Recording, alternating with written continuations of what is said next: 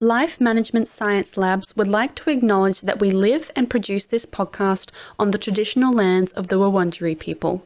We'd also like to acknowledge the traditional owners of the lands of our listeners and our international colleagues. We'd like to thank and pay our respects to their elders, past, present, and emerging.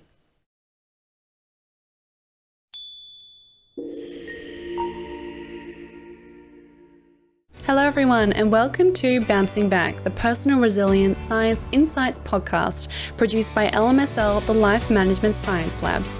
We are champions of life management science, providing structured insights informed by science and inspired by practice on key aspects of conscious living.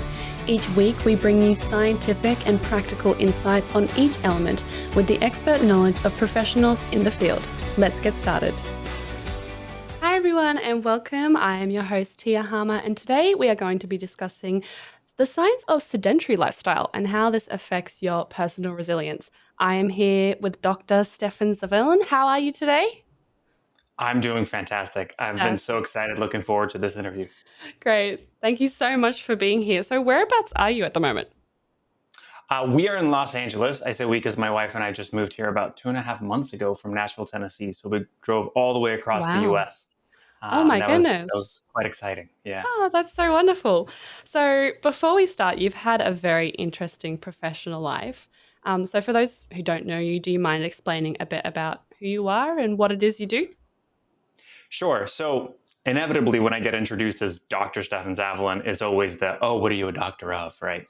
So I got my doctorate in physical therapy, and it's not a PhD in physical therapy because that would be research. It is a clinical doctorate in physical therapy. Right. I went into the physical therapy field. I was in the clinic for a while, and then I just thought, we're treating symptoms, we're not treating the actual problems. Yeah. And so I took all of that knowledge and expertise and basically shifted into something what I'm doing now, which is I've named motion mentoring, in the sense of how can we make sure that movement is throughout our life, but really throughout our work. And so that has led me to writing a book, doing a TEDx talk, and just helping coach people along all of this. Yeah, wow, that sounds so interesting. So, in terms of where you're at now and what you're doing, you mentioned a show earlier when we were talking sort of behind the scenes. In terms of what work you're doing now, sort of what are you working on? So initially, when I first started this, when I first was thinking, oh, this is what I'm going to do. I'm going to go in and I'm going to do ergonomics kinds of things because that's what it feels like when you're a physical therapist and you're going, that's how I help people. You go in, you realize people already kind of know ergonomics and they have teams that do it. So I thought, okay, maybe it's a culture thing. I need to start impacting the culture and the habits of how people are doing this because they might have the knowledge but not implementing the knowledge. So I Yeah. thought, okay, coaching and presenting maybe is the way that I need to go about it. And that was along those same paths and reasons. But then I realized the further part, and this is the show that you're referencing, is something new that I realized my talents are better used for presenting in a very entertaining, engaging fashion. And it's Yeah. not something that people are doing. Most of the time, these presentations are boring and they're just PowerPoint. So now what Yeah. it's evolving into is something more fun and engaging. Mm. And to find out the entirety of it, I'll show a bit at the very, Yeah. very end. Yeah. Perfect. So exciting. And that's kind of exactly what we're trying to do here in terms of sharing information in a way that is certainly more exciting and more entertaining for, this modern age. Not everybody wants to sit in front of a PowerPoint these days, or at least as a uni student, I know that I have no interest in sitting in front of a PowerPoint most days. So getting information like this is so much more helpful.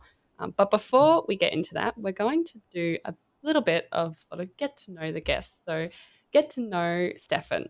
Um, so I'm going to ask you some questions, and then you're just going to answer as we go. Ready? Let's do it. Cool. So, first question, a recent book you have been reading. So, in terms of recent book that I keep on rereading over and over again, is "You're a Badass at Making Money" by Jen Sincero, Oh, and wow. it's not her first book. I think it's Okay. actually her second book, and I don't know if she found a special sauce in it or something, but oh my goodness, it just brings out so much in you. You don't even need to think about the making money part. It's not even about Yeah. money. It's about changing your mindset in life. So that Oh, would I be the love one. that. Oh, that sounds so Yeah. good. And who's that by? Jen Sincero. Okay. Don't Awesome. ask me to spell. I Right. don't know spell that last name. No, that's fine. That's what we have Siri for. So, the second question is a movie you would recommend. I have two that hold a place very near and dear to my heart. My favorite movie, and this is only because I was asked so many times to pick a favorite movie. I don't think it's possible to have one, but Right? it's It's a Iron lot of Man. pressure. It's a lot of Iron pressure. Man. It's true. Okay, the first one, like the original. The original one. There are multiple reasons for it. There's a lot of humor in it that's really great. There's ingenuity. Mm. There's Robert Downey Jr., who Of holds a special place in my course. heart. All across, it's a winner for me. Lately, the movie that's been just impacting my work is The Greatest Showman, with Hugh Okay. Jackman, and yeah, and Interesting. there's actually I have the vinyl of the soundtrack Oh, because I listened to cool. it many times. So yeah. That's great. This is such a good soundtrack. For anybody who hasn't seen that, The Greatest Showman, please go and watch it. It's such an incredible piece of just artwork and film. Okay, Hmm. so my third question is your favorite podcast. You don't have to say ours. There's really no pressure there. I appreciate it. That's good to know. So now that I have to change my answer, it's Venture Forth is actually the podcast that is my current absolute favorite. Yeah. You would think, oh, is that a movement podcast? Does this something to do with business and success? No, it's actually a D&D, a Dungeons and Dragons podcast Oh, that my cool. friends are doing, and it's basically theater in podcast form. Truly is the Oh, best way to wow. describe it because they have all original music and they're all voiceover actors. They're not just Oh my players; they're goodness. actually acting as they're doing it. So it's fantastic. Yeah, That sounds Venture so Forth D&D. fascinating. I love that. I don't think all podcasts have to be like, obviously, I love our podcast. And everybody loves those podcasts that help sort of build your life and inform your life. And that's kind of why we're here. But sometimes this nice, fun, just like chill podcasts are like so much Hmm. fun. Just like when you're on the way home or something and you just kind of want to zen out. Like you just want something like that that's like so fun and upbeat and just sort of makes you smile. So that's great. Yeah. My fourth question is, who is your famous role model? If you have one. Some of the guests we've spoken to don't have one, which is totally valid. But if you have one, please. So I have two, and they're two for separate reasons, and it may not immediately jump to people's minds why. Similarly to the kind of Iron Man side of answers, because people go, "Oh, you just picked a Marvel movie." It's not going to surprise you, though. I'm going to say Robert Downey Jr. is one of my role models. Yeah. We've kind of mentioned that already, but it's more so for his ability to where he kind of flipped the switch from all of his drug habits and how he sort of resurfaced. And in one of the interviews, he was even Yeah. talking about he doesn't have the inkling to go back because there's Right. so much of promise in the future he doesn't have to. And the other, and it's only because I've been compared to him so many times, near and dear to my heart, is Robin Williams. And that's just it's the levity Oh, and it's the finding the humor and the fun zing of everything, just life and being so vibrant and funny. yeah. So much of a role model for me. Yeah. That is someone, yeah, that you want to look up to, if not be compared to. Like, oh, what a compliment right there. So, my fifth question is a course you have completed. Doesn't have to be recent, but have you completed a course as recently? So yeah, I have two, and again, this one is it's kind of fun, and this is going to go to the open mic piece that at the end, but two of a sailing instructor course because I used to be a sailing instructor, and then also a music theory course because I started my undergraduate career as a music major. I was playing in orchestras, and what was similar between both of those courses is that both instructors allowed me to be completely creative, and I actually got to do a little bit of a stand-up routine at the end of each course as part of my presentation, and That's so it's interesting. stuck with me forever. For the sailing instructor thing, I legitimately the instructor at the end presented me with an Oscar, a fake Oscar for the thing that I did. It was that much fun, and we just had a great time. That sounds awesome. I want to do this sailing course. I am terrible on boats, but that sounds like a hoot. Any kind of course where I can do a little bit of stand-up routine at the end, I'll sign up for that. That sounds so good. Perfect, wonderful. So let's get into it in terms of what we're here talking about, which is sedentary lifestyle, and more specifically, how you can build resilience in the face of this, and how it can kind of turn your resilience around and sort of help you be more active. Because I think we talk about resilience a lot in terms of like a mental headspace. And obviously, physical aspects come into that. So it's very important. But first, for our listeners, Stefan, how would you define personal resilience?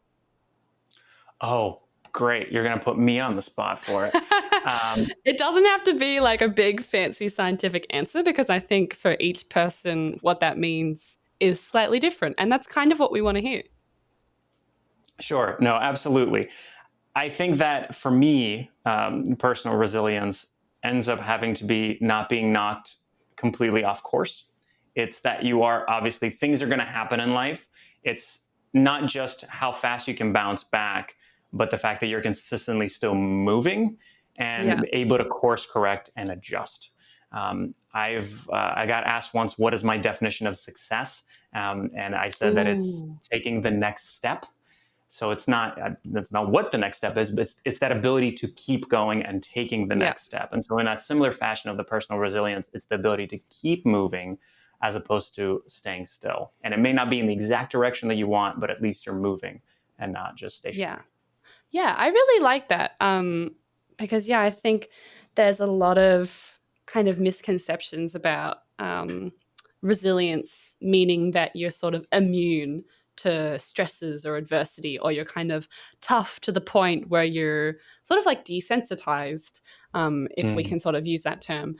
And a lot of people think this because, we associate resilience with sort of strength and bravery. And a lot of the times we don't associate those things with emotional intelligence, because they've often sort of been, very masculine terms and then very feminine terms. But now we're kind of trying to break down that barrier so that those terms don't have those attachments. But how would you define a sedentary lifestyle?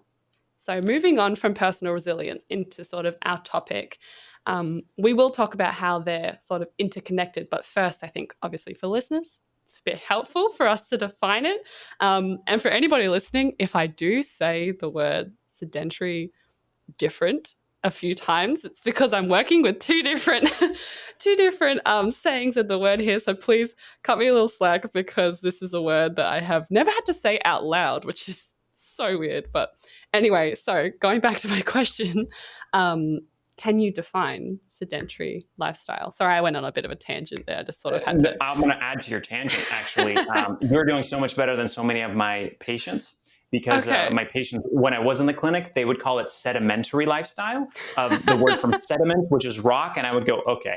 And a This is lot of no. times you just have to smile and nod and go, you did not say a thing there. That was different. Yep. You're at least having all the right letters in there. So I think you're doing great. I'm trying. Thank you. Um, but I look at a sedentary lifestyle from two standpoints. There could be the physical part of it, which is where the vast majority of people look at it. It's Mm. this really kind of absence of movement, or if you look up a lot of the definitions, it's being Yeah. seated, not being active physically. But Yep. then there is the other side of lifestyle, because life isn't just Mm. physical movement, and it's a lifestyle, meaning that everything in your life is slower, not moving. People don't subscribe to that one quite as much, but it's one that I keep in my mind, because addressing it, which we'll kind of get into later, actually changes depending on which one is limiting you. Is it a full stagnation of your life, or is it just you're not getting enough physical activity? Yeah.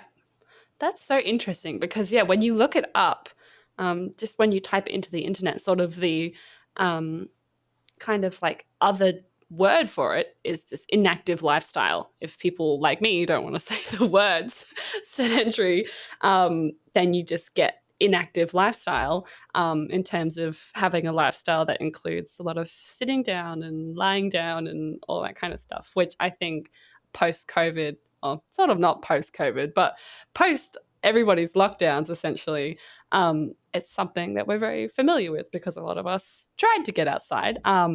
But we also realize the importance of that, kind of how important it is to get outside and to get up. And, people who've had injuries that have caused them to not be able to move will understand even that pre or post COVID, in terms of that frustration of not being able to get up. And that's when you realize how important it is. So I kind of want to ask, sort of post pandemic, if that's a thing, Mhm. have you sort of seen an increase in people having more active lifestyles, or have you seen sort of like the effects of having a sedentary lifestyle? So I'm going to back up a little bit more than the pandemic. In general, with the amount of desk works that have been increasing because so much more automation is increasing, so much more Mm, and robotics is increasing, so just desk works are increasing. The trend was that we were already going to be sitting more and more and more. The pandemic, for most, made us sit more. Some people got on crazy fitness regimens during that, and we yeah. hate all of them because they're I know. amazing human beings. We're not, whatever, forget it. Let's deal with Yeah. us Some mere people mortals. emerge looking good. Some people emerge not not looking so There you good. go. It's fine. It's life. We're okay about it. Anyway, from what I've seen, definitely people are sitting more. They're moving less. I think, as with many things, the pandemic maybe just kind of was a catalyst and pushed that along further and faster, Yeah. but it wasn't necessarily the cause. So, in terms of remote work, a lot of people are going, the pandemic caused us to go to remote work. No, people are already starting to do that. It just caused us to shift way faster. And we Mm, realized, well, we can do so much of this in remote. But then, if we're yeah. looking from the physical movement standpoint, people, their commute is rolling out of their bed and sitting down in a chair 20 feet away. Yeah. So, they're not moving as much. So, Yeah, that was a big problem. And I know that I faced this a lot. And I was injured during COVID as well. So even the 5 kilometer radius thing that we had here in Melbourne, I don't know what it was like in Los Angeles, but in Melbourne, the restrictions that we had were like some of the strictest that kind of ever existed. So even then, you could only sort of go so far in terms of activity. And I was injured during this time. So yeah, even just working, I was working at a law firm at the time. I didn't even have to roll out of bed to go sit at my desk because I couldn't sit at my desk essentially because I couldn't bend my knee. So I would lean over and grab my laptop and then just put it on my lap and sit in my bed. And that was probably the most terrible habit I developed during COVID, was just not even getting up and like moving. And that was just, oh, such a horrible thing. So it was quite an eye opener in terms of people realized how much they were moving, in terms of like, oh, I was actually doing a lot of exercise and a lot of active kind of things before COVID. And now I'm realizing that, I did those and I still need those. Or people were like, oh, wow, my life is really not that different. I'm still sitting at a desk and doing the same thing every day. So that was a big eye opener for me. So my next question is kind of in terms of, if we just start off sort of with the active kind of um, definition of it. If we are to associate a sedentary lifestyle with a lot of sitting, the first kind of thing that you think of is working at a desk while sitting in a chair. Um, is are our jobs or our working habits kind of promoting this sedentary lifestyle? Obviously, you've kind of already touched on this, um, but I'm so interested to sort of see kind of how that's progressed, if you sort of noticed like a big sort of like shift in terms of our jobs promoting a sedentary lifestyle because they're not kind of as active as they used to be, or well, more than that, even. But yes, they're not as active because we're at a desk. We're not as active. But then the next piece of it is, what's the culture at work like? And that's something that's been buzzing around a lot lately, is work culture, that kind of compound yeah. word. And so the way that I look at it is, most people go, what's the work culture? Is it toxic? Is it not? And I go, what's the work culture around physical movement? Mm, And this can go down into something as simple as, what are the words that we're using? yeah. Are the words that we're using, hey, everybody sit down so we can start the meeting? Can you all stop standing around and go back to work? You know, is it perceived that work can only be done seated and that there's no way that you can do anything positive or good standing up? Yeah. Right. So then you're starting to go around that. And so is that something that you feel about yourself as well? And then the flip side of it, if you decide that you're going to stand for your Zoom meetings because you're working remote, are people going to start going, oh, wow, you're standing up. Wow, you're so healthy. I could never do that. Yeah. If you also, but if you're the other person, if you're the person saying that, you're just limited yourself. You just said to yourself, I could not be healthy. There's no way that I'm going to improve my habits and Mm, not have a sedentary lifestyle. And every time you do it, you're just reaffirming the fact that you couldn't be healthy. So it comes down to this kind of culture of, what is that? And I mean, we could look at anything. We could look at the same thing about lunches. When somebody's eating a green salad, oh my goodness, so healthy. I yeah. could never give up cupcakes. I'm sure you could. Yeah, no, that's so interesting that you sort of say that in terms of that work culture, because it's assumed that you kind of have to be chained to your desk to be able to do anything in a productive kind of manner. And I feel like that has definitely been something, yeah, that has been promoted. And it's just been assumed that you have to be sitting because when you're standing, your brain apparently is not the same. And that's what people think. But then they have these magical things called the standing desks where you get to like sort of push them up. And even now, like I'm sitting and from the looks of it, you're standing. And even my brain was like, oh, he's standing. Like he's standing while doing this, which isn't something that I should really notice, but it's still a bit like jarring because my brain is like, well, if we need to do work, we have to sit down. Um, and it's, yeah, sort of being able to change that space around you so that you can sort of be a little bit more active in your work sort of lifestyle is very important. Yeah, and we'll touch more on that because I know we're going to be getting into some of the ways that we can start implementing some of those things. But one, I try to make it very obvious that I'm standing up. Before we actually started the recording, the wonderful studio guy told me to step up a little bit closer to the camera because I want to stand so far back that you go, oh my goodness, like he's moving. There's things Mm, happening to throw off that perception that meetings and interactions can't be done standing up. yeah. So in that way, I want you to notice that I'm standing up. Okay. And most people inevitably do. It's Yeah. kind of like the little side to side sway as they shift my, or whatever it might be. But it's rare that people go, oh my goodness, this is so bad. I'm not getting a good human interaction with him. I feel like he's not paying attention. Inevitably, what happens is they look inward and they go, I should stand up more. You make me feel like I need to stand up more. That's probably Mm, the thing I hear most often when it comes to these video chat interactions and stuff. yeah. I have like a bit of a question, I guess, in terms of like, yeah, I noticed that you were standing, you're sort of like bopping up and down kind of thing, whereas I'm sort of swaying side to side on my little squiggle chair here. Um, but do you think, sort of like fitness watches, this, we're just going to go off on a bit of a tangent, sort of like those Apple watches and those kind of things, do you think they're helping people get up more because it's like, oh, you haven't done enough steps? Do you think that's kind of making people want to stand up more because they feel like they need to achieve some kind of goal? Yes and no. So you brought up a really good point at the very last word of your question, and that is goal. If Mm, they have the goal of being healthier, if they have the goal of, I want to function better, I want to have improved mental health, whatever it might be, physical movement helps with all those things. So then, yes, of course, it's going to help that. You have the flip side of the person that got a new Apple Watch for Christmas that buzzes every hour that they're sitting. And initially through January, February, maybe they were moving, maybe they were getting up. And then mm, by March, they're going, I hate this stupid thing buzzing. I got to do my work. It's interrupting me. yep. Right. So the habit, and we're going to get more into habits because that's really where it lies in there is all of these things are great, but it's what can you do with them? Because all the watches are doing is, yes, there's a reminder piece, but there's also just a metrics piece. It's telling you Mm, this is how many steps you've had. Which is good. Is it good? Is it bad? Should you get 10,000 steps? Should you get 50,000 steps? It depends. It really, truly depends.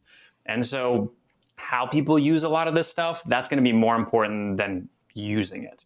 Because if somebody okay. uses it as an excuse and says, well, I can't be healthy because I don't have a Fitbit or an Apple Watch, Yeah. okay, then you have the other side of that excuse. Because I don't have Yeah. one, but my phone counts the steps that I take. Yeah, true. Yeah, I think your phone just like does it for you because sometimes I'm very fascinated by how little or how much, and I have to sort of think about, oh, what was I doing that day? Like, why was I walking around so much? Or it's because I've actually purposefully gone outside to actually Mm-hmm. walk around. Um, so in terms of, you mentioned the word habits. So I kind of want to break that down a little bit more because people sort of throw around these words and sort of like sedentary lifestyle or inactive lifestyle or like Mm-hmm. active work habits and all this kind of stuff. But what does active work habits actually mean?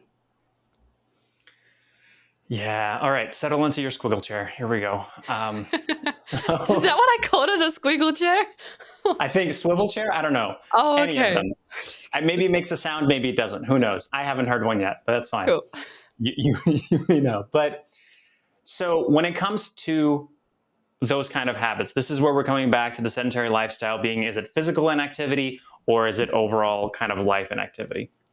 I swear we're going to come full circle, but let me get let me get through all of it. So when we look at physical inactivity, we're talking about truly you are motivated in life. You know that you're still doing things, but just you can't seem to stick to that. Going to the gym, you can't seem to do a morning walk. All you Mm. seem to do is just sit, sit, sit. You don't have the motivation. You don't have Yeah. the energy. It just seems to be hard. That's a physical limitation in terms of you can't get there necessarily. Just from the standpoint of physical movement. It's not a physical limitation. We'll get to what that difference is. So the way that you can approach that is that's a mindset issue because you're not forming the habit to do the thing. Okay. Yeah. Be that the habit of going to the gym, be that the habit of taking your dog for a walk regularly, whatever it is. The flip side is if you have depression, if you are just utterly unmotivated and not moving through life, building habits is not necessarily going to help you. That's a really hard thing to get out of. Alluding back all the way to Robert Downey Jr. in that sense, it's a hard place to get out of. And Yeah. somebody telling you, well, you just got to think happy thoughts and just get a better habit. That's Mm. not really going to help. Yeah. That's a case where doing an hour of a workout, you're going to say, I'm just going to do 1 hour and that's it. I'm not 1 hour 3 times a week. That's habit building. I'm just going to do an hour of movement, dancing, whatever it might be, just to get the happy neurochemicals going, getting the endorphins, because that's going to improve the health. So then you can start making tiny, tiny little habits. Going all the way back to, okay, I'm just limited. How do I build the healthier habit at work? Yeah. It comes back to mindset. And one of the biggest things that I like to teach in this kind of mindset, especially with movement, but it can be used for anything, is the difference between doing less of the bad versus more of the good. Okay. The way we approach most habits is we tend to think, I'm going to do more of the good. I'm going to go work out more. I'm going to be more productive. I'm going to eat healthier. A lot of people are burning out right now. The pandemic, if anything, has really pushed people to the brink, and people are burning out because we're adding more and more and more and more stuff, and we're not able to deal with everything else. Definitely. So what I try to teach people to do is, how can we look at doing less of the bad? In this case, we're looking at sitting less versus moving more. And I'll give you a perfect example of the differences. With moving more, these are things like, oh, I'm going to do jumping jacks between my meetings. I'm going to go ahead and take a lunchtime walk, and then I'm going to park further away so that I have a little bit longer of a distance to walk to work. Yeah. They're all great. You're getting movement, and I'm happy that you're getting movement. Yeah. But you're not really reducing the amount that you're sitting. You're just adding more activities on top of everything. Oh, okay. Sitting less looks more like, hey, during my meeting that I'm going to have regardless of what else happens, I'm going to stand up for 15 minutes. The 20 minutes in the morning that I do my emails, I'm going to take my laptop and put it on a counter so I can stand up while I'm doing it. Right? Maybe if I have to have a meeting with a coworker in person or over the phone, let me walk while I have that meeting. You have not added more activities for you to do. You are doing the same activities you were going to do for work, but now you're doing them in a manner that is sitting less as opposed to adding more and more stuff. Yeah. Okay. It's a big shift and it's hard. Most people, they kind of start getting it and inevitably they start shifting back to the moving more side of things. Yeah. But that is the kind of the mindset that I usually talk about. So it's not like a sort of compensate for the amount of sitting, but actually just decreasing the amount of sitting instead of, sort of like adding things. Okay, no, that makes sense. That's so interesting. I've never thought about it like that because I think as humans, I don't know, maybe other people don't think like this, but I sort of think of it as it is sort of like a point system in terms of like give and take. So, okay, if I do sit down for like 3 hours, then I am going to go and have to do like an hour workout to make up for the fact that I just put my body through this thing where I had to sit down for so long. But sort of what you're explaining is not that. Right. And let me tell you exactly why. So this was a study this is what got me out of the clinic. It's an Australian study. So you can be happy about that. And effectively, because I was looking at what are the impacts of sitting, and up to about 8 hours of sitting throughout the day, that's reversed with exercise. If you get a proper amount of movement in and exercise in, you're good. And if that was the case for all of sitting, I really wouldn't be doing what I'm doing now. Yep. It's when we get to 11 or more hours. 11 or more hours a day of sitting increases your risk of premature death by 40%. Yeah, with wow. all the Oh my combined things. goodness. That's not the scary part. Everybody Okay. goes, oh my goodness, but that's right. Like Oh, you go, great. whoa, okay, 40. Wow. Okay. Yeah, Calm that's down there. It's not reduced with exercise. In that oh. study of over 200,000 participants, not reduced with exercise. Oh, no. So it's not about exercising more. It is about sitting less. We have to reduce the amount that we're sitting. And you're not going to do that by going to the gym for 3 hours Mm. and saying, well, there you go, I compensated. Yep. Because if you're struggling to get to the gym for 45 minutes, how are you going to do 3 hours a day? So it really is about sitting less. And that's why this kind of framework around shifting it all. Yeah. Wow, that's so interesting and scary. But yeah, it's our body is it's not a point system. It's not kind of like a like obviously you need balance, but it's yeah, really not that give and take. It's so malleable and it's so much more complicated than anything we can discuss in this podcast. Um, but my next question kind of ties back into that sort of misconception about standing means you're not as engaged. So people often associate being focused and being productive with sitting because it's kind of like you're still, so therefore you're more engaged because you're not moving, which means, you know, that kind of thing. It's sort of like when I think about it, if this is making any sense, when I think about it, it's sort of like when you have children and they just kind of and they're moving all the time and they're just running around and you're just like, oh my gosh, your brain is moving so fast, you're not focusing, you're not concentrating. And when you try and get a kid to do something, the first thing you do is tell them to sit down, and you're like, sit down, like relax, like be quiet and like stay engaged. If you've ever been to a cinema that has had a child in it, you will see that they don't sit down in their chair and they kind of all like flailed about. Even I took my 13-year-old brother to go see Elvis the other day, and that was an absolute nightmare. Even though he's not a toddler anymore, could not sit still. And so therefore, I assumed that he was not focused. He probably wasn't, I'm going to be honest. I don't really think he found it that engaging. But there's this notion that sitting down means you are focused and productive. And therefore, there are those concerns about how moving about is going to inherently change how productive we are. But is there actually sort of any real evidence for or against this belief in terms of sitting down increases your productivity? I'm going to touch on a lot of things because you brought up a lot of interesting Yes. things and Sorry. conceptions. No, and they're great. They're all wonderful because they're questions we need to ask. So I'm gonna touch on this one, and then we're gonna go to the rest because we could even have a whole episode on just this. Yeah. Um, is the fact that kids are moving around so much and we're limiting them an issue about them or an issue about us? Mm.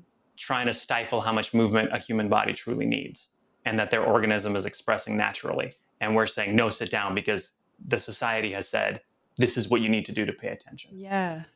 Kind of just like a question for us to ponder because we go for you actually said the point system. We go, you're over here, you're crazy running around, it's so much energy. Mm. The only way I can balance you to the middle where I need you to be is sit completely still. Yeah. And most of the time, if you're at a meeting or if you're engaging with somebody at a coffee shop and they're sitting dead still, just staring at you, you also go, are you okay? Are you paying attention? Are you zoning Yeah. out? What is happening? So it's not Yeah. as if we True. truly want full stillness. We want Mm. an amount of slight movement, head nodding engagement. Yeah, I know what you're saying. I'm Yep. hearing you. So there is an undoubted balance between those. But you're not wrong in that, yeah, we stifle movement all the time in workplaces as well as can everybody just sit down or fidgeting when Mm. people are tapping. For individuals with ADHD, fidgeting has been shown to improve the amount that they can focus. Yeah. Actually, that amount of repetitive movement helps them concentrate on what you're saying. And then if you're saying no fidgeting whatsoever in the workplace, you're losing them. You're Mm. actually losing them. And then the final kind of philosophical thing, and this maybe has to do, you kind of said about it with going to Elvis. If people are not paying attention to what you're saying and they're not engaged, you might have a problem with what you're saying and what you're delivering and how engaging it is Yeah. and not with the people. Because if your workers, if your team is going, yeah, I don't care, this could have been an email, I'm just sitting here and I'm bored out of my mind. I don't care about the work that I'm doing. I'm not engaged and interested in anything that you're saying. Mm. That's probably not most of the time, not a them issue. Yep. That's a you issue. If we're talking about the higher ups in that sense. But anyway, coming back to your question, which was about the productivity of standing desks, Yeah. or is reduced sitting actually good for us, bad for us? Mm. So, long story short, introducing standing desks in a call center, in this case, increased productivity after 6 months by 45% Yeah. for those Wow. workers. Oh my goodness. 45%. And this wasn't, they just bought a standing desk. You don't have to buy standing desks in order to do this. Yeah. I do all my things standing up. I'm the guy who talks about reducing your sitting. I don't have a standing desk. And I use a pile of books. I And was gonna that's say, it. yeah, I was like, some people just like stack lots of stuff. Yeah, and the way that I have everything set up, it's very easy for me to just to put it back and Mm. forth. It doesn't take a whole lot of time. It takes me all of about 15. I made a little TikTok or Instagram reel or something on it where it takes me 10, 15 seconds to transition from standing to sitting. Yeah. Wow. There is the excuse of I need a standing desk. A standing desk helps the habit, but you can have the habit without it, Mm. by all means. Yeah. So in that sense, absolutely improves productivity, reduces the amount of brain fog that we have. Oh wow. Having said all of this, while it is beneficial and great and wonderful, there are two things to watch out for in this case. One, people try to be a little overzealous. If you have spent the last 2 to 3 decades being conditioned to sit all the time for work, you can't just jump into hours and hours of standing. You're going to get fatigued, you're going to get tired, your body's not going to function as well. So Yeah. start slow. That's why I said it took 6 months for them to get to the 45% increase. It didn't just happen. In the first month, it was much lower.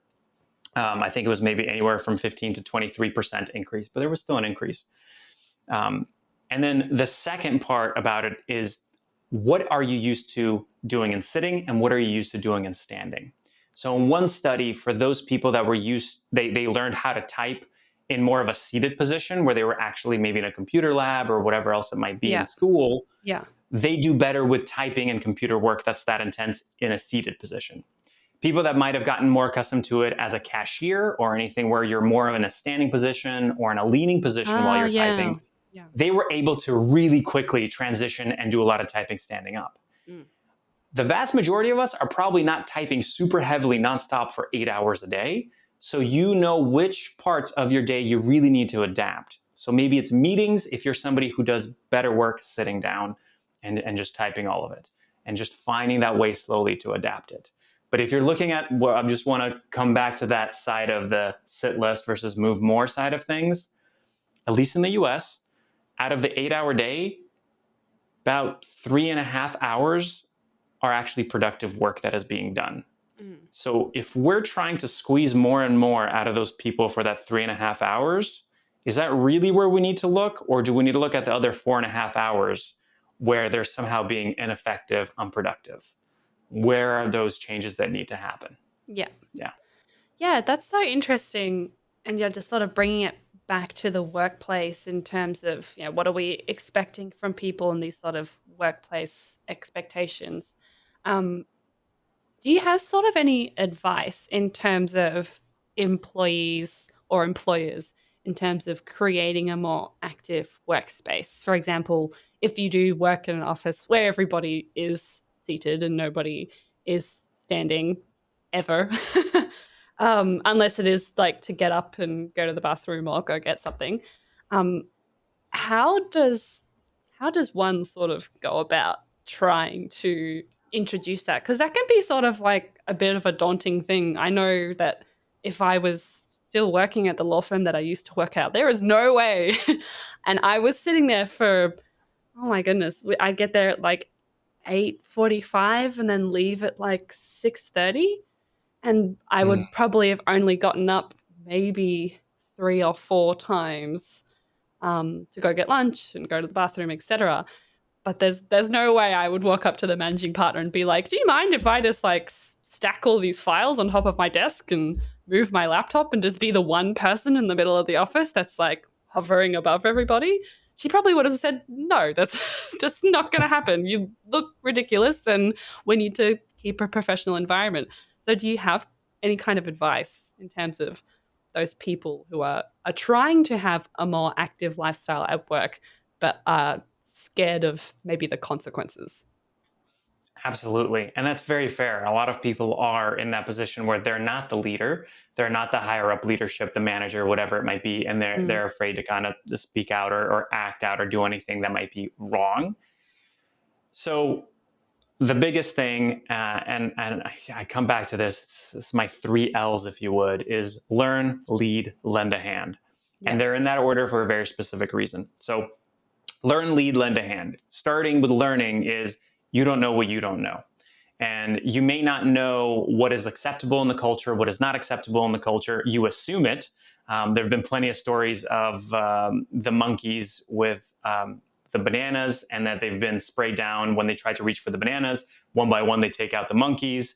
And then still, anytime they reach for the banana, the other monkeys pull them down because it was just a learned behavior of we don't reach for, we don't know why, but everybody always told us not to reach for the bananas. They did a similar study for people in the waiting room of a doctor's office, where there were actors initially. Every time a beep went, everybody stood up. And then slowly, one by one, they took out the actors and they put in people who didn't know. And eventually it was all brand new people who had no idea. And every time there was a beep, they begrudgingly stood up. Nobody told them they needed to do it. Nobody, that's what humans. they saw, and that's what was being done. So one has to wonder, what is that learned behavior? So learn about the environment, learn about your coworkers. That's going to be important as we go to the other two parts of it. And then, of course, you can bring in somebody like me or somebody else who's maybe more around the movement specialist side, and you can learn from them. There's that piece to the learning. But really, learn about your environment. The second piece is lead. The one thing that you have control over is leading by example and doing what you can. So maybe you're right. You can't stack the filing cabinets, but maybe you can start by doing a little more of the move more things that we said not to do, because they're just not a long-term solution. But maybe you start saying, ooh, I'm going to go for a walk at lunch. Does anybody want to join me? Right? And maybe you can start out with some of your colleagues, so then it doesn't feel as intimidating in that sense. Yeah. That can work its way up, because you can even ask, hey, would you mind if we start a meeting with 5 minutes of standing? Or, would you mind if we're just going to have, some people even have, they call them stand-up meetings. I erroneously thought that stand-up meetings literally were meetings where you stood up. But no, they're just 15-minute meetings that are just brief, quick ones to see where everything is. And partially they're called that because they're so quick, you could stand up for them. So it's finding those ways of, hey, can I take the initiative and start to implement some of these changes? And then the final part is lend a hand. And the lend a hand piece is where you can help others to make it a little bit more acceptable. And if you didn't lead, and people can't really trust you, and you don't know what the right way is to help them, you can't lend a hand appropriately. Because a lot of times people go, I'm going to lend a hand by organizing a 5K run. And the vast majority of your coworkers don't even want to walk a 5K, much less run it or do any of those things. Yeah. So, and also, you're some random person who's never helped them on any kind of project. They're not going to support you. So following the steps of learning about the environment that you're in, making sure that you're a leader in more than just one way, and then lending a hand helps. And this can be used by anybody: lower employee, new manager, higher manager, an old manager that has just been stuck in their ways and is looking for a way to shake things up. But that would be the way I would approach it.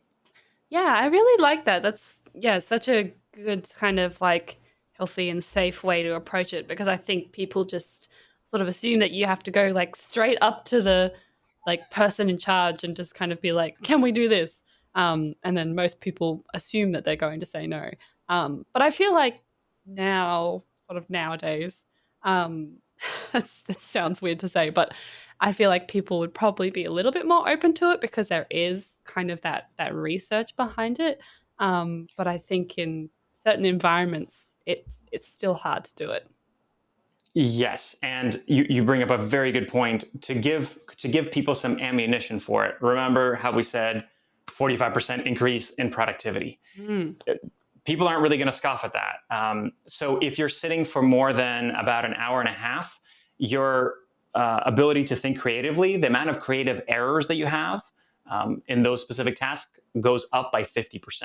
Yeah. So huge. So bringing some of these things up over, hey, if we sit too long, we're not going to be as good at our work. Maybe you don't even need the standing desk, but just some of those things it means money to the higher ups. So if you can, unfortunately, that's the way it has to be. That's life.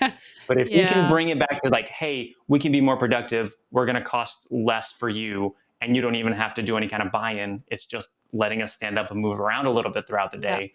That can help more of that buy-in from leadership. Yeah.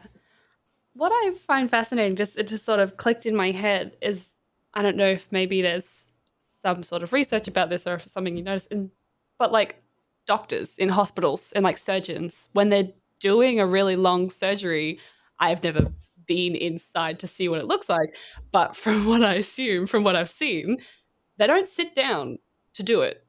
Like you always see doctors and nurses moving. Very rarely do I actually see, unless you're going to like your local doctor or the GP or something. Right. But like when you're at the hospital, I don't see doctors and nurses kind of sit down to do stuff. I don't know if maybe that's has something to do with it, but like from what I know, when surgeons do long surgeries, they stay standing to do them. I don't know if that has anything to do with it, but it's just sort of something that just came to my brain. Well, you bring up another good point about it. So yes, they do stand up. That has somewhat to do with the focus, but also just with their ability to move and do things. Mm, So they're just not limited by the seating as much in case they need to move. There is an issue of standing too much because I get asked that as well. As so you just mean stand? There's kind of a hierarchy of sitting is probably the worst. Then you have standing is better. Movement is really what we're going for. Now, it right. doesn't mean that you never sit. It doesn't mean that you always move. It means that you have to find that kind of balance because even Okay, factory yeah. workers or retail workers who stand a long period of time, they have their separate slew of issues, and that can be Yeah. its own concern as well. Okay, so it's less about just kind of just standing in the one spot, but more actually having that movement when you are up and about and doing that kind of thing. Is that what you mean? Yes, and I'll answer it with what we started the episode off with: sedentary lifestyle, inactive lifestyle. If somebody is standing, they're not quite as active. They're probably more active True. than Yeah. seated, but it still could be an inactive lifestyle. Yeah. Oh, Yeah. interesting. So let's just sort of bring it back to active work habits for a second. Mhm. Because we've kind of talked about standing and how you can implement it and stuff. But from what we've discussed, a habit is something that you innately kind of do. And it's just sort of triggered by certain contexts. And changing habits is proven to be quite challenging. You mentioned kind of just starting off, maybe doing standing work for like a few hours a day. Is there anything else that people can kind of do to help themselves adopt these habits? Sure. And a couple of things. So the first, to dispel some possible myths. So a lot of times we have this thought of, I want to start a new habit. The reality is you're still alive 24 hours a day. Surprise, surprise. You're still existing and doing things, which means you actually have a habit. What you're partially saying is, I want to replace a current habit that I have, which that Yeah. makes it really difficult if you're trying to add a habit that's new, but still keep the old habit. And all of a sudden you have habits that might be battling. So Yeah. I want to watch Netflix, but I should go for a walk, right? They're battling habits for that amount of time that you might need to do that.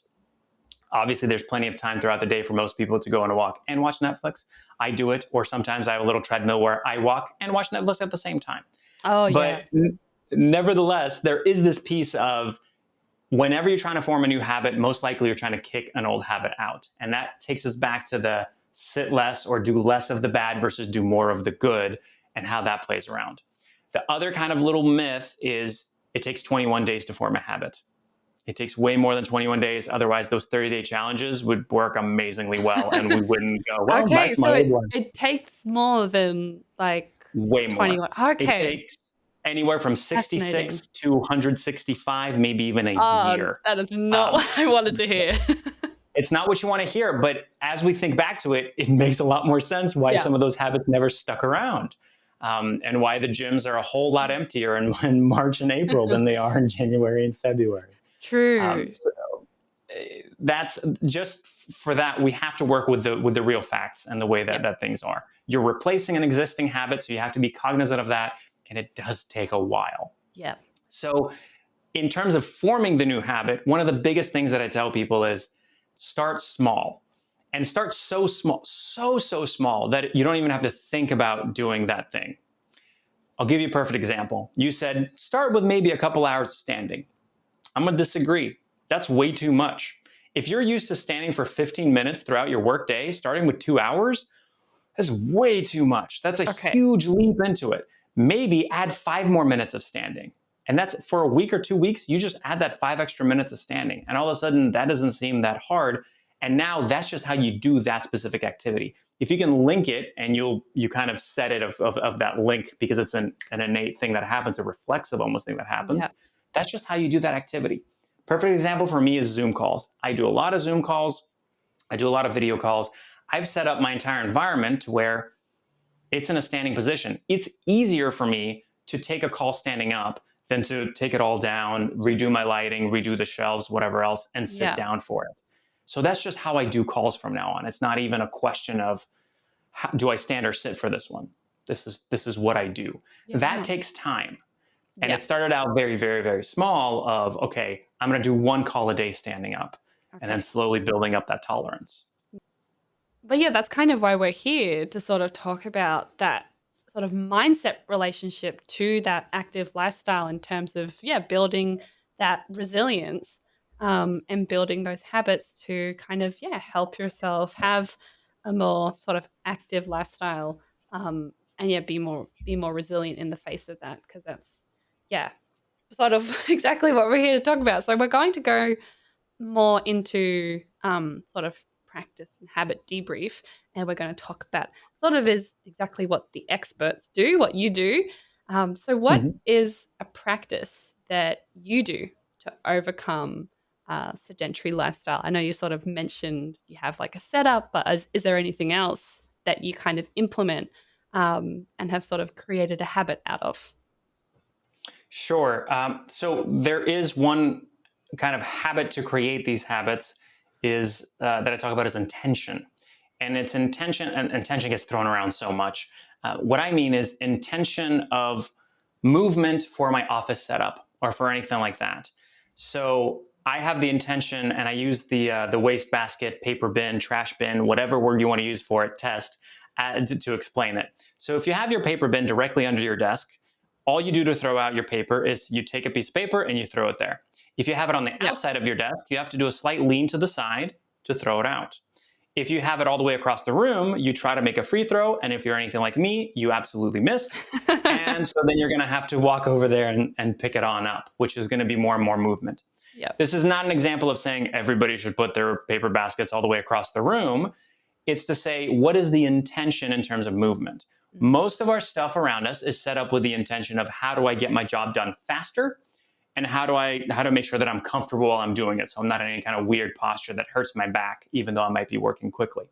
Yeah. If we start to shift those priorities and saying, okay, how do I make sure that movement is part of this? That ends up sort of helping it. So, on a bigger scale of this, I like going to coffee shops and I work well in coffee shops. I also know how important a morning walk is for me, both for just my mental clarity and in general, just the movement, the physiological side of it all. So, I pick a coffee shop instead of the Starbucks that's just down the block. I pick a coffee shop that's 2 or 3 blocks away where I can sit and work outside for a while. So I'm getting a lot of benefits around it. And the intention is I get movement, I get natural light, and I also get to have my work done.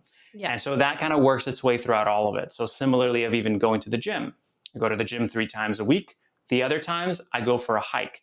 The hike is partially cardio, but also I use it as a time to kind of help manifestation and help get into a really good mood. And sometimes when I don't feel like going outside, maybe I'm walking on a treadmill and watching Netflix. But the intention around movement is constantly there throughout the day. Yeah. So, do you face any challenges when you try to practice this? Because, from the sounds of it, this is something that you've been doing for a while. Um, but even now, do you still kind of face some resistance sometimes where you're like, oh, I really don't want to do this. Like, I just want to sit here or lie down or just like, I don't feel like taking my meeting standing. Yes, very Okay. frequently. The meeting standing part, it's so high on my priority and I'm so used to it now that one doesn't get me quite as much. But the Okay. going for the hike or the workout, especially now it's hot here in LA and I Oh, still have to yeah. walk about a mile to the gym and a mile back, and Ugh, I'm going, oh, come gross. on. Can I just, I don't even really want to do the workout and I have to walk to the workout. Yep. Please give me a break. So there are a couple of things. One, I now have a gym buddy. Amazing. That changes it all entirely for me in that sense of overcoming it. The other piece is, again, doing that bare minimum that you kind of go, well, okay, I'll do this. And then if it still feels wrong, I'll stop. So maybe it's putting your shoes on and just walking outside. Because sometimes I'm stuck inside for so long, I forget Yeah. how nice it is to be out in the fresh air. And all of a sudden I'm going, okay, great. In terms of the standing up for Zoom calls, I didn't realize this until months and months into it, but I hurt my back. And usually it's a kind of injury where, and yeah, I know the guy that moves hurt his back, get over it. It's the same joke, people. I get it. I'm only human. But usually it would take me anywhere from 7 to 9 days to get over this kind of an injury. It's a common, relatively common one. It was like a disc thing. 2 days. In 2 days, I already felt better. And Wow. that all of a sudden made me go, oh my goodness, all those Yeah. times that you wanted to sit down for a call, you're actually setting yourself up for this. So Yeah. sometimes you'll have those reminders that help to kind of push you through. And the Great. final thing is the goal. Because I always keep that 11 hours a day, 40% increased risk. That's in the back of my mind. Yeah, And that's if I've been terrifying. sitting for, 5 or 6 hours a day, I go, okay, I know you want to sit down to do this, but think about your future. Think about the work that you want to do, the people that you want to help. Think about your family. We've got a little one on the way. So like all Oh, of those things, congratulations. thank you, but that's the motivation, and it's going to be different for different people. Mm. Maybe it's money that motivates you, but I would argue that it's never money. It's probably what money can buy that motivates you, and it's that True. freedom that Yeah. motivates you. So then it's putting those into perspective of why I'm actually doing what I'm doing. Yeah. Oh, that's so lovely. I kind of want to just touch on something you said before, because this is a problem that I know we have a fair amount of in probably Melbourne, maybe less so in other parts of Australia, probably maybe Queensland, but that's Melbourne and Queensland are sort of known for having quite extreme weather. Because you mentioned before, like it's hot in LA right now. It's absolutely freezing in Melbourne right now. It is so cold. I don't want to go. And that kind of touches back on that thing. Is in terms of when the weather is sort of at one extreme where it's like really boiling hot. I lived in Queensland for a couple of years, which for any Australians listening will know is the last place you ever want to do any kind of exercise because it's like 85% like humidity. It's boiling hot and it's, you're already sweating. So the last thing you want to do is increase the amount of sweat, and your face is all red. Or when you're in Melbourne, here, it's very much like London in terms of the fact that it's mostly raining a lot of the time and it's freezing. So, in both those aspects, you don't want to move. So, how do you kind of sort of motivate yourself to kind of be like, okay, how do you sort of work around that? Because even just like talking to my auntie the other day, and she doesn't even want to like go out to go to the gym because she doesn't want to go in the rain because it's too cold and she can't be bothered. Uh, so you brought up a lot of points there, a lot of great points. Um, Mostly this has to do with exercise, right? Most of the time, what we don't want to do is the exercise bit. Yeah. What I mean by that is the difference between movement and exercise. So a lot of times, and this is where I worry that people get this misconstrued, it is that when I say movement, they go, "Oh, he means exercise. I should go exercise." No, no, no, no, no. I said movement. Exercise is a small subsection of movement.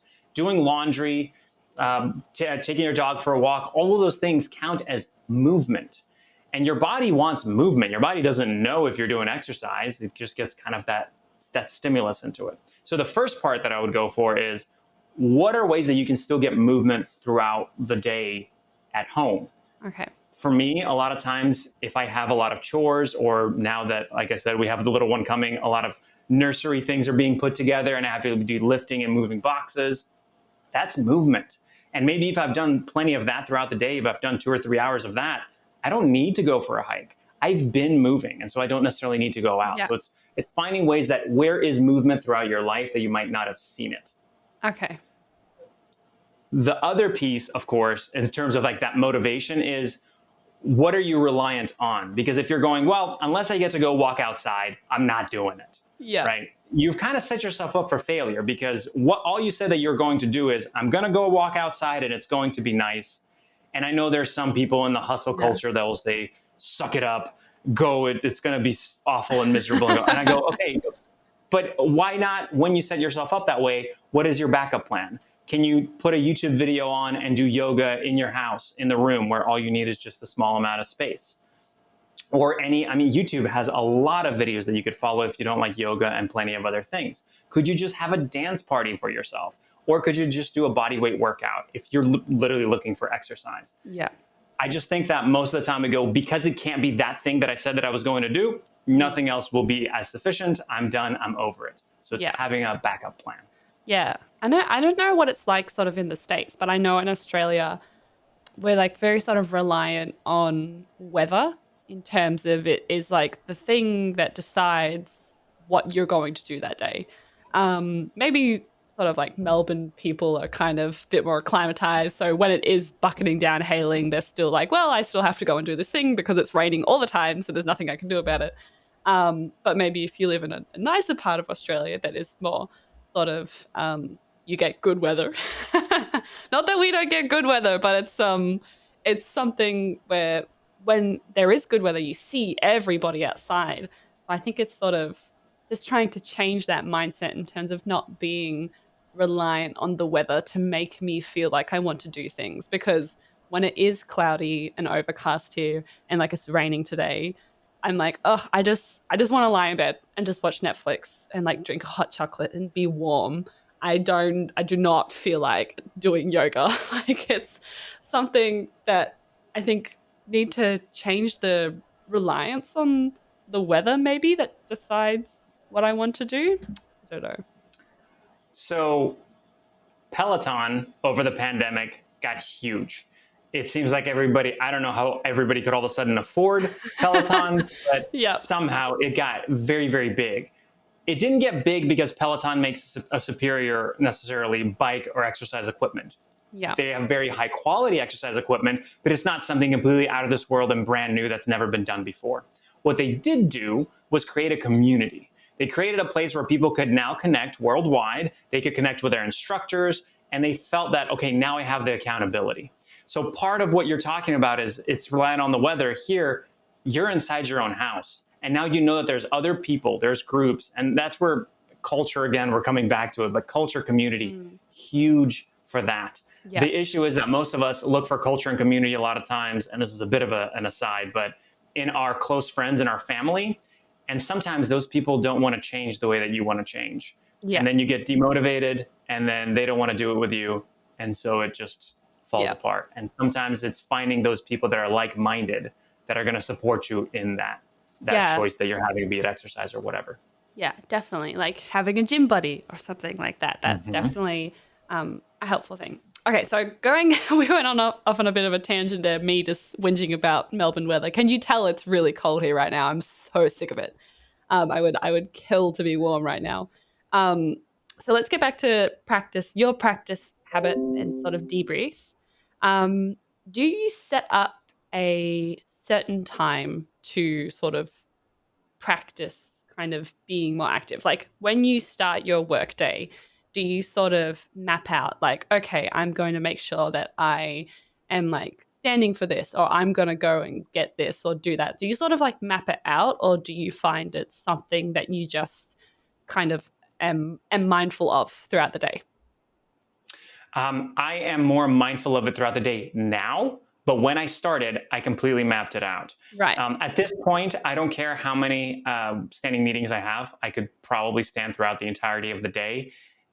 It's the amount of meetings is more going to be a mental capacity of how engaged am I going to be with them than I'm limited in the standing position of it. Yeah. And then when I'm sitting, I take a lot of frequent breaks. So I recommend, by the scientific side of it, you should take a break every 20 to 30 minutes is the ideal. If you are somebody that sits for an hour and a half or 2 hours at a time, do not start at 20 to 30 minutes. There's no way you're going to be able to continue with that and maintain your workflow. Now, the catch is that you have to couple it with an activity, because if you just stand up and you go, well, this guy told me to stand up, so I'm standing up. This is stupid. Why am I standing up? I got to get back to work. You sit down, you get back to work. Yep. So what I did when I first started out is I had a list of, I love exercises, so maybe any stretches or exercises that I like to do.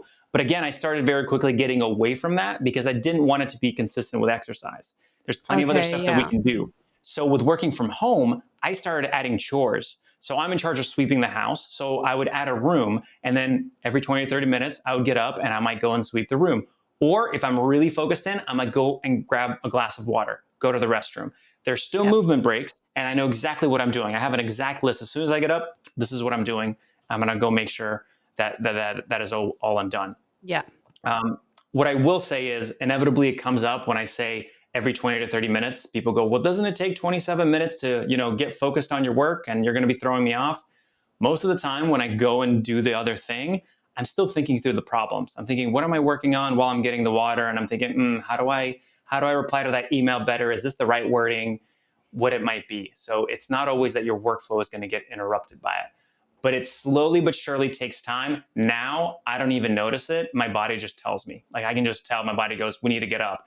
I've timed it before. It's usually around the 27, 28-minute mark that my body goes, no, please, let's go. Let's get up. Yeah. I want to move some more. Oh, that's so interesting. Yeah, I'll definitely have to keep that in mind as somebody who in this kind of situation is sitting for more than an hour and a half, because I definitely don't expect myself to be able to just sort of like get up and just kind of Yeah. do this standing, because my brain and my feet will be very confused. But yeah, it's something that just sort of will implement slowly. But yeah, I think it is definitely a mindset thing, like we talked about. So my next question is, how do you think this practice impacts your personal resilience? So the beauty about it is that I found that I could do so much of this, and I can't believe I went the entire show without saying it. But so I'm legally blind, and I lost my vision while I was in physical therapy school. It was a parasite. I'll make a very short, brief story of it. It was a parasite. I got misdiagnosed, and then further, multiple surgeries. It's all nerve damage, and so I can't really see. You're a beautiful blur. Everybody's a beautiful blur. It's all wonderful. So in terms of the personal resilience, starting your own business, having a practice, and interacting with patients even before starting my own business, all these things, it kind of keeps you going, ooh, what can I do? What is really possible? Yeah. Movement is fully accessible to me, is still accessible to me, and was part of that whole kind of recovery portion of it. Yeah, wow. Absolutely. And there was a hilarious story of where a doctor, after one of the surgeries, said, don't do any exercise. And I said, but I can like stand up out of a chair, right? He goes, yeah, of course you can stand up out of a chair. I'm like, okay, I'm going to do that 100 times. But I'm not exercising. I'm standing up out of a chair. That's okay, right? It was fine. Nothing bad happened, but I did do it. I absolutely did do that. Yeah, wow. Because it was just helping me at that point. But it's finding that movement is so accessible to me, how much my body likes it, and finding that I can now build habits based off of my movement that showed me that I can translate that to almost anything in my life. So be that meditation, be that being more creative and writing songs, be that interacting with people, reading books, all of those, which I know people go, you're blind, how do you read books? My phone reads them to me. I'll be honest with you. I don't read them myself. But it's that habit building actually translates perfectly to this idea of personal resilience, because it allows me to know how to stay on course, and that there's always a different way to look at it. That one way that I thought about and maybe I can't do because I'm blind, that doesn't mean there's not a different way, that there's another way around it that I can figure out, and that it's an ever ongoing process. Yeah. Wow, that's so incredible. Yeah, that's sort of the epitome of resilience right there. It's just sort of that, sort of being able to keep moving forward, like you spoke about at the start, and sort of being able to adapt, which is the whole point of resilience. Resilience isn't always about being able to sort of like bounce back or be immune, but like you said, to be able to, keep moving forward. And it does change your perception on life and sort of how you think about things and relate to things and sort of the importance of things. And I'm sure you, understand that better than anybody. So, my final question is, do you have any other recommendations um, to be paired with this practice or in ways that you could improve this practice? Definitely. One of the things that I've been uncovering lately is this idea of saying things that are incredibly cliche, but then I like to dig a little deeper because I get frustrated when people say the same stuff to me again and again. So the cliche answer is kind of this mindfulness and gratitude aspect of it all. But what does that really mean? So when it comes down to it, is mindfulness and gratitude really just mean awareness. It's becoming more aware of the things around you. So it's the fact that, oh, I really hate going for a walk. It's so much tiresome. I don't want to do this. But I get to actually, I have two legs that I get to experience this Mm, walk on. I live in a safe enough neighborhood that I can actually go for this walk on. I have the yeah. time and the ability and the health to go for this walk. The more and more that you do that, the more you build that awareness, it also allows you to so easily find those opportunities for the sitting less, moving more, and the discernment of all of it. And it just stacks and builds one on top of the other. Mm, yeah. I love that. So that pretty much wraps up our habit kind of debrief. So we're going to go into some audience questions now. So we've got some questions here, and the first one is would having a morning routine or a night routine be considered as an active work habit? Absolutely. So both parts of it, depending, I would push more towards the morning routine because a Yeah. morning routine is going to set up the rest of the day. A lot of times we have the best intentions at night and we're thinking, oh, we're going to Yeah. get up in the morning and walk, but we don't end up necessarily doing that. So Yeah. I would say I would urge people more towards the morning routine. But if you're somebody who already has a morning routine, set up a night routine because that can also be very, very helpful of what is the thing that you do at the very end. So for me, actually, a lot of my exercise is a way that I cap off my work. So I go to the gym or I go on my hike when I'm done with my work day. And that also tells me, hey, it's time to relax after this. After this, you really Yeah, get to do right. whatever it is that you want, watch Netflix, or however you want to approach that. So that would be my Yeah. answer. Yeah. Okay, so you're a night workout person, not a morning workout person. Um, what my gym buddy is so it's a combination of weather, as we've talked about weather. So in Yeah. the mornings, you have to go so early that it's just easier to go in the evenings for the hikes. And then my gym buddy is an afternoon, evening workout person. I actually prefer to go to the gym in the mornings Okay, because if yeah. I can start my day off that way, I am so much more productive. Usually Yeah. it comes around like 1 or 2 and I'm going, I'm done. My day is over. I've done a day and a half worth of work and I'm going, that's it. That's time. I have so much more time left in the day. So I would prefer to do it that way, but just Yeah. that's the way that reality goes. And I do Yeah. prefer working out with a gym buddy than going by myself. Yeah, that kind of sounds more fun, honestly. All right, Yeah. so our second question and our last audience question is, are there any benefits to stretching? And does that add to movement or is that something completely separate? I'm going to answer this in a kind of a bigger way about it. So when it comes to movement, we already talked about that difference between movement and exercise, and people tend to think that, oh, that's what I mean when I say movement is exercise. Yeah. If I was to give you a prescription of, hey, this is how you need to have, this is the most important things in terms of movement, and I feel rather strongly about it, uh, it's that just move is at the top one. If you're somebody who sits all the time, just moving, don't even think about what the movement is the best. The second is mobility. And mobility, that word gets thrown around. It's like, is that stretching? Is that flexibility? What do you mean? So, Yeah. flexibility is how far your joint can go. Mobility is, can you actually get into that range of motion? So, maybe you can bend that way, but you can't actually sit in a full squat that way, and you can't kind of be there. Yeah. That's where what mobility is. Are you mobile enough to get into it? Then comes the cardiovascular training, and only then comes the strength training. A lot of times people just go, I'm going to go to the gym and strength train. That's the first thing. And then the rest of the day, they're just sitting around doing nothing. So movement, mobility, Yeah. cardiovascular. than the strength training. And so when it comes to stretches, stretching is good, but are you actually using that increased flexibility for something? Because that gets into that issue of where people go, I stretch all the time, but I just can't seem to be flexible.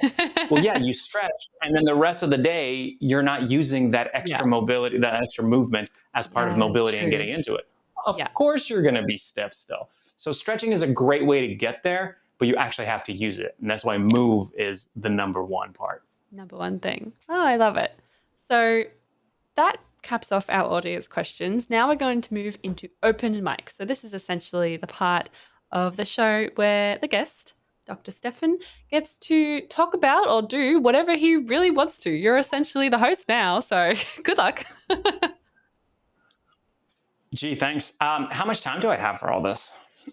As much time as you want.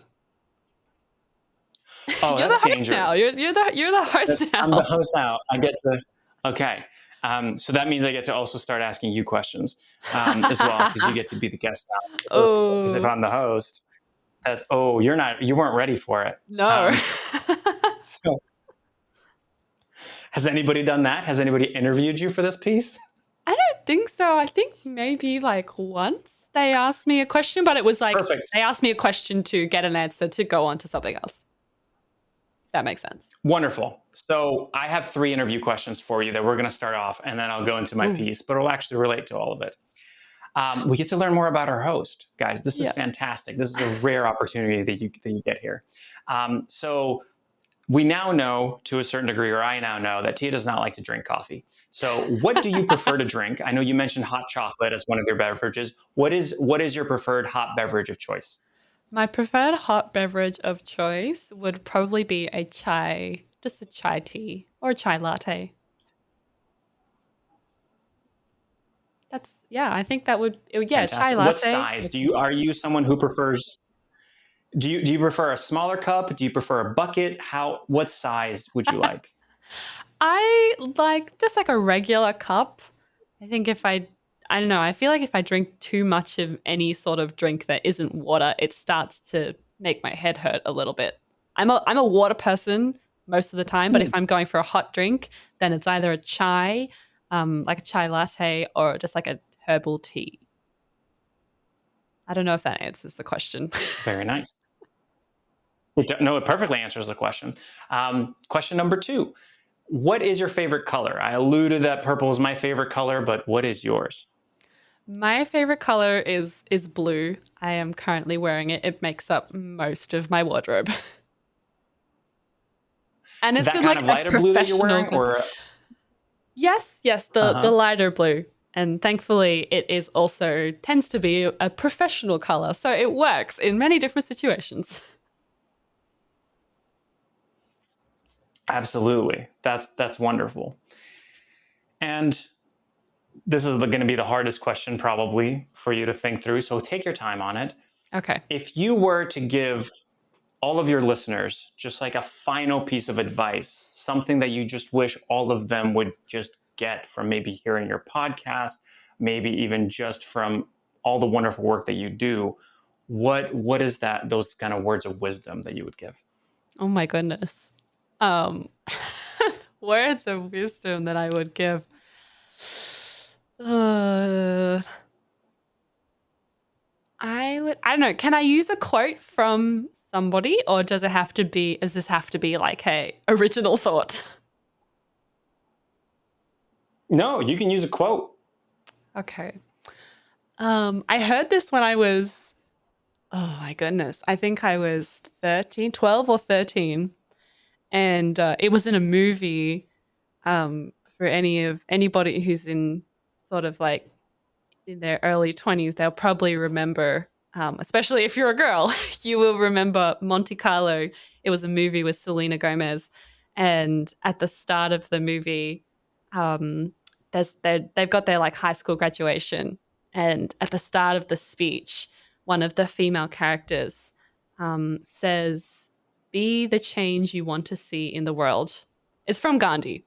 But I have like, that's always been something that has been like instilled in me. And I think it's such a nice way. Like if you want people to be nice and caring and loving and help other people, then you have to be nice and caring and loving and help other people. It's kind of like treat people how you want to be treated. But I go with the fancier version, which is be the change you want to see in the world. I like it. That's beautiful.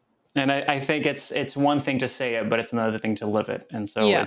it's awesome that you get to live it as well, because that's what it has to do with a lot of those quotes, right?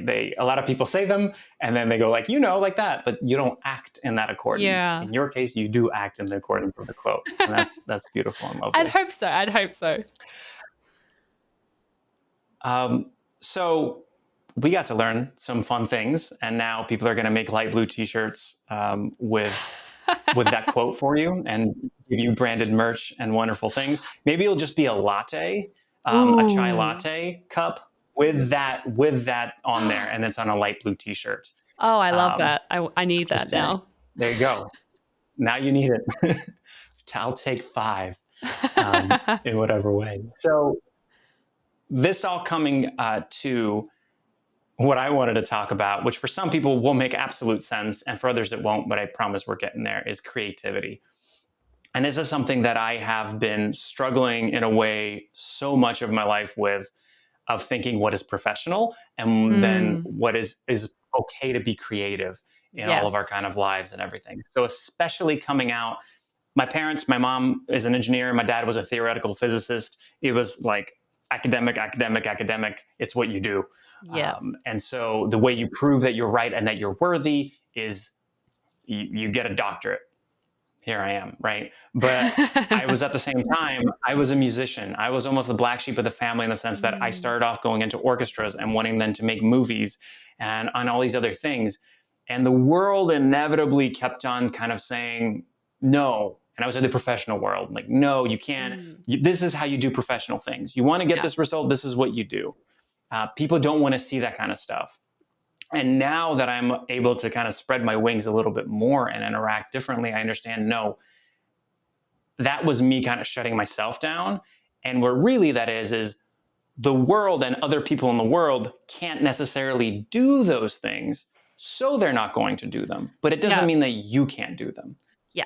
Now, Exactly. surely there's terrible creativity and there's terrible art projects. And we've seen some things where we go, Oh, is that yeah. art? Mhm. Or is that shrink wrap garbage? I don't know what that is. Um, so there is a place for that, but I think the reason that I'm bringing up all of this is, for me, I am now starting to finally realize that me bringing up Robin Williams, me bringing up kind of like having the creativity, that's moving more and more into my work. Is that so much of the world is lacking of the creativity, and we're just trying to Mm, do the same thing faster, as yep. opposed to, can we think of doing it in a different way? And that every single one of us is unique, right? Not all of us were gonna say chai tea with with light blue and then with that specific quote, because some people might have gone, yeah, I like the Gandhi quote. You didn't say Gandhi quote, you went for movie quote that was originally from Gandhi. Yep. But nevertheless, there is this aspect of creativity, and I think the more and more people are kind of trying to find out the formula, find out the social media algorithm, finding out all these things of, and we're really lacking this piece of being creative. So what I want to do is, I alluded to the show. I have a show coming up, and I'm still workshopping it. It's going to be going Ooh, live at the beginning of exciting. September in terms of ticketing and all of that. Oh, wow. And it's called Scared Sitless. It's all virtual. It's entirely virtual, Yeah. and I wanna push that virtual experience a little bit further, because I think it's boring. I'm not going to go Yes. into all the ways that it is different and creative, but I just want it to be fun and interesting. So one of the things that I wanted to share that I figured easily translates here is a song that I have that's a part of it. Ooh, Now, I'm not yay. trying to say that I'm some kind of a singer.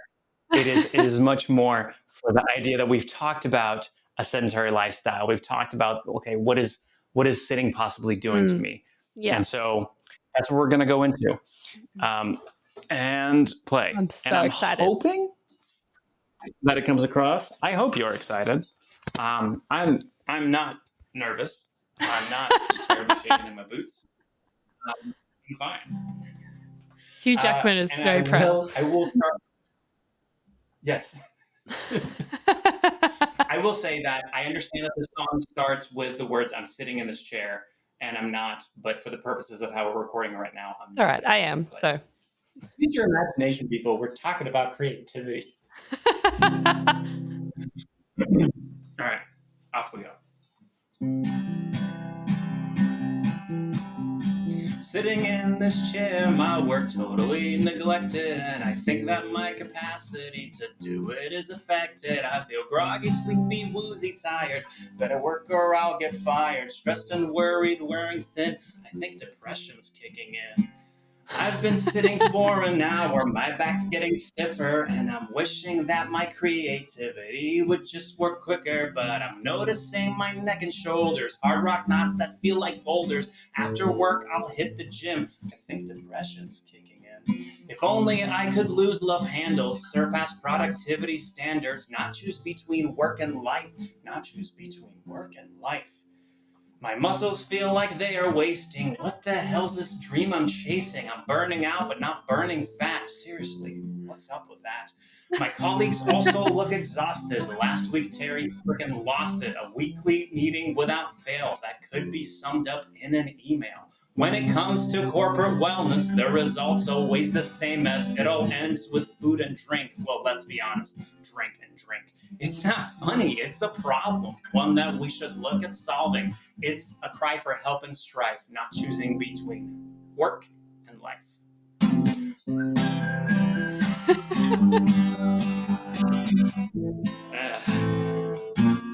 There we go. Woo! Oh, I didn't realize that talking about That was gonna not make me be amazing. able to whistle, but there we go. Everyone's clapping. It's wonderful. We'll clap soon. Yes, we'll put claps I'm in glad. over the top. That was amazing. There loved we it. go. There we go. Still a rough draft in that sense, but just bringing it to this point of creativity, and we can really spice up our lives and everything. And I'm so glad that that's the response that you all had, but also that's the response that so many people have. And if anybody has any amount of creativity, don't let work stifle it. The vast, vast, vast majority of time, even in the corporate world, creativity should shine. Yes. And that is my open mic. Perfect. That was the most incredible open mic ever. I think that takes the cake. That was wonderful. And what a beautiful way to end our podcast. Thank you so much, Dr. Stefan Zavalin, performer, genius, Marvel man, for being here. We had the best time, and I hope everybody listening had a great time, because that was a hoot. Please go and watch the video version of that performance, because it was wonderful. Oh, wow. And for those who... Thank you. My absolute pleasure. And for those who want to find out more about you and what you do, where can they go? StefanZavalin.com, pretty easy. Everything will be up there. I'm also very active on Instagram and TikTok. So if you want to see more of those kinds of videos and all kind of stuff like that, yeah, it's all over that. And then LinkedIn and Facebook easily, but mostly Instagram, TikTok, and my website. Perfect. Wonderful. Thank you so much again. And to our listeners, don't forget to like and subscribe on whatever platform you're listening on, and we'll see you next time. Thanks, guys. Bye. You have been listening to Bouncing Back, the Personal Resilience Science Insights podcast, produced by the Life Management Science Labs. Listen to episodes from LMSL's 10 Life Management Perspectives on Apple Podcasts, Google Podcasts, Spotify, YouTube, or other podcasting apps on your smartphone. If you enjoyed this episode, please consider rating our show, sharing it, and subscribing to our channel, as it helps others find us and us grow to bring you more quality resources. More of our work can be found on our website at pr.lmsl.net, where you can join our movement.